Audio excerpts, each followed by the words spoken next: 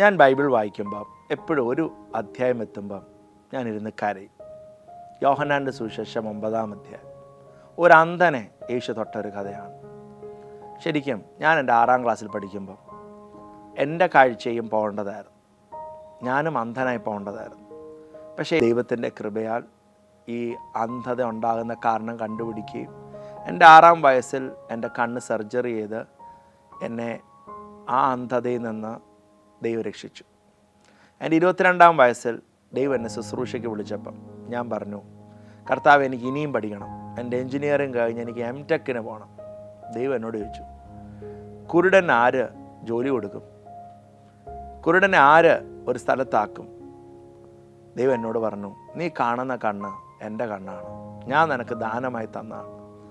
ഞാൻ നിങ്ങളോട് പറയട്ടെ, ജീവിതത്തിൽ നമുക്കെല്ലാം പല ദുരനുഭവങ്ങളുണ്ടായിരിക്കാം. പക്ഷേ ദൈവം നമ്മൾ ഇന്നലെ രക്ഷിച്ച വഴികൾ ഓർത്താൽ, ഇന്നലെ നമ്മൾ ചെറുതായി കണ്ട പലതും നമ്മളും ശ്രദ്ധിച്ചു നോക്കിയാൽ ദൈവത്തിൻ്റെ വലിയ കരവ അർത്ഥം ഇന്ന് നിങ്ങൾ ഈ വീഡിയോ കാണുന്നത് പോലും ദൈവത്തിൻ്റെ വലിയ ദയയാണ്. ദൈവം നിങ്ങൾക്ക് ഒരു ദിവസവും കൂടെ തന്നിരിക്കുക. നിനക്ക് തോന്നുന്നുണ്ട് നീ ഒരു ശൂന്യതയാണ്, നിനക്ക് തോന്നുന്നുണ്ട് നിൻ്റെ ജീവിതത്തിൽ ഒന്നും നടക്കുന്നില്ല എന്ന്. അറിയാമോ, നീ ഒരു അത്ഭുതമാണ്.